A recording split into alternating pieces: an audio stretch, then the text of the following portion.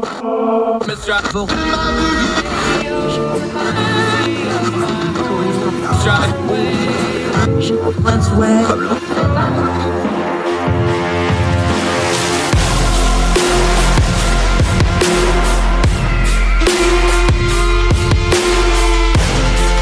your host, Andrew Donaldson.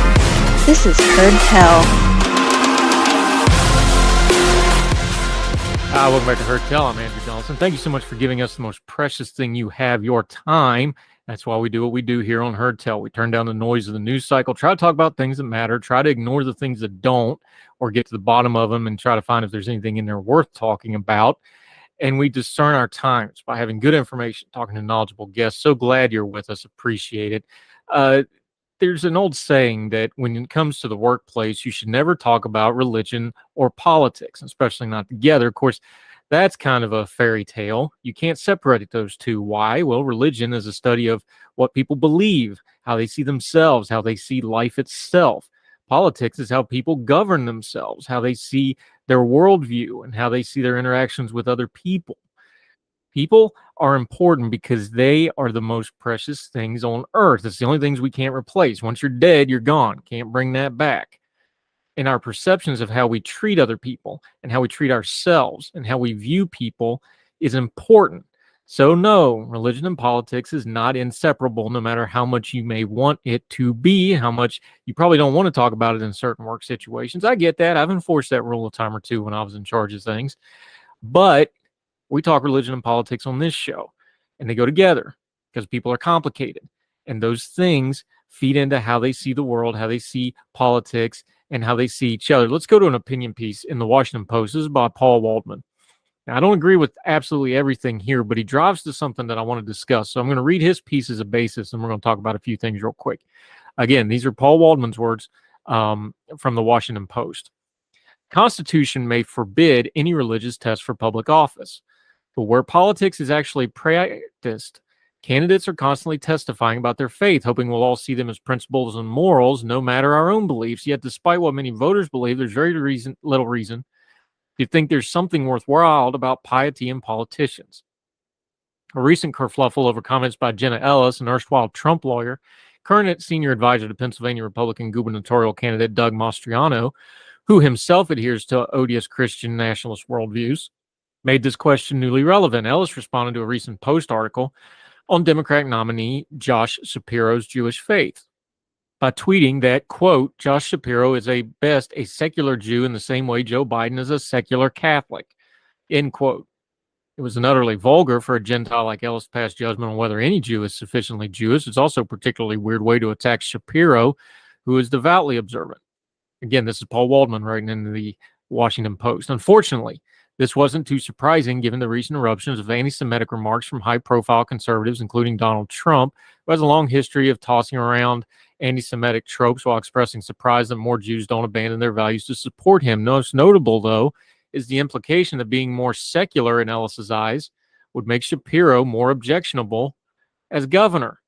Is there any evidence at all that pious and observant politicians make better governors or senators? Are they wiser, more compassionate, more competent, possessed of more integrity of those who don't regularly attend services or look to Scripture for policy guidance?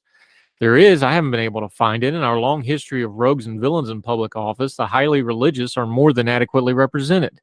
As in the rest of society, there's no pattern in which the corrupt are more likely to be secular and the moral more likely to be religious, either personally or in their official capacity. Again, this is Paul Waldman's writing. I'm going to talk at the end of it, but let's go through this first. And there are plenty of less religious office holders carrying the quantities that the faithful is supposed to bring. Take somebody like Bernie Sanders, who, unlike Shapiro, happens to actually be a secular Jew. Despite never claiming his religion should dictate policies, Sanders embodies what advocates of pious politicians say they want. You disagree with him, but he's clear and consistent with his principles and his positions and decisions. They're unwavering, and among other things, his supporters believe they immunize him from corruption. We can argue that some other time. Campaign contributions won't necessarily change his positions, and as so often happens when people claim they're looking for principles, what they're really after is nothing more than politicians who support their team. Nothing demonstrates this more vividly than evangelicals' rapturous embrace of Trump, whose professions of faith are comically phony that not even his supporters can believe them. when Ted Cruz ran against Trump for the GOP 2016 presidential nomination. He said, any president who doesn't begin every day on his knees isn't fit to be commander-in-chief. That's a Ted Cruz quote. But the GOP's religious base turned away from Cruz, and all the other more religious candidates give their support to Trump. Seemingly the living representation of character flaws Christians are supposed to abhor. But why? Because what really mattered to them was Trump hates who they hate, and they don't care what his Bible verses, his favorite book, that's in quotes, but can't name a single Bible verse. Remember 2 Corinthians? That was fun. That happened to Liberty. He hated and infuriates liberals, and he fights the culture war, and that's what mattered to a lot of them. And to a degree, this is Paul Waldman writing now, not me. He said, and to a degree, they're right not to care, and the rest of us shouldn't either. Among the benefits of not worrying about how often a candidate sits in the pews, we may finally get some representation for the tens of millions of Americans who aren't religious. An important recent development in the faith of Americans is the rise of the quote-unquote nuns, the rapid increase in those who tell pollsters they don't believe in God or don't identify with a particular religion. They make up a quarter of Americans, and the numbers are even higher among young people. And yes, there's even such a thing as a conservative atheist and conservative liberals out there. Yet there are almost no nuns serving in Congress. Christina Cinnamon in Arizona may be the only one. A candidate's faith may sometimes be a shortcut to know which positions they'll take, but it won't tell us whether they'll be honest and trustworthy. There are plenty of things that go into being a good public service, but being religious isn't one of them. That's Paul Waldman writing in the Washington Post. Don't agree with all that, but he's driving at something, and I want to use that as a basing off point. There's a lot of ways you can talk about religion and politics, and almost all of them are fraught because somebody's feelings are going to get hurt somewhere in there.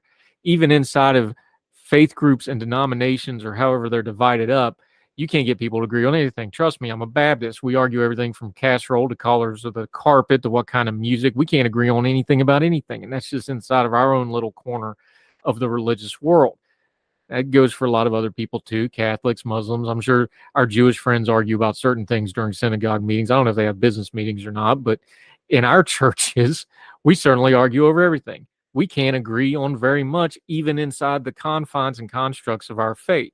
So when you start talking about politics and religion in a big pluralistic society like the United States of America with 330 million people getting more diverse by the minute, and polling shows us getting less religious by the minute, you're going to upset a lot of people no matter how you address this.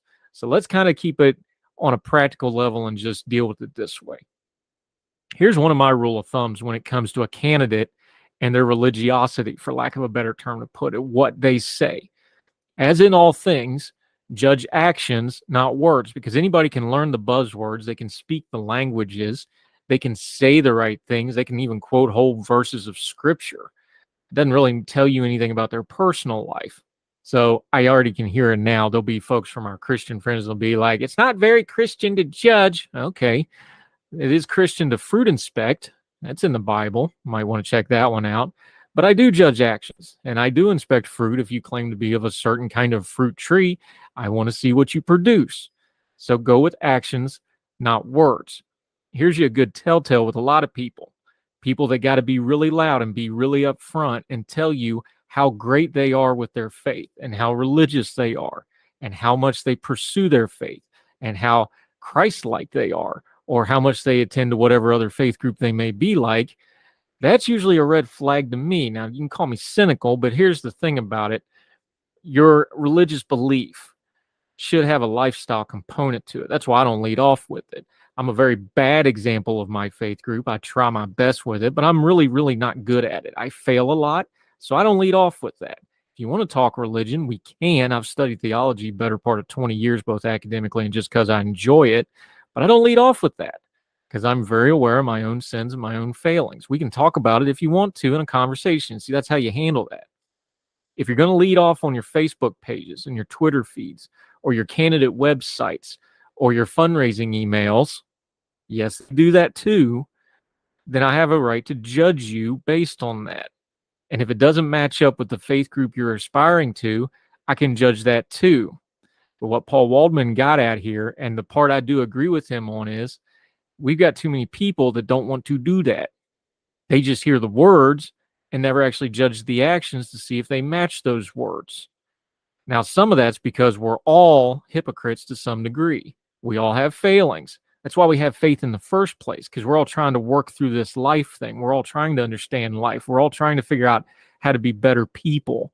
And whether that's for your God or for your own good, depending on your faith group, it's a noble thing to work on. But if you're just using it to put people into groups and categories, if you're just using it to identify people of your tribe, you've stopped doing that. You're not really trying to improve yourself anymore.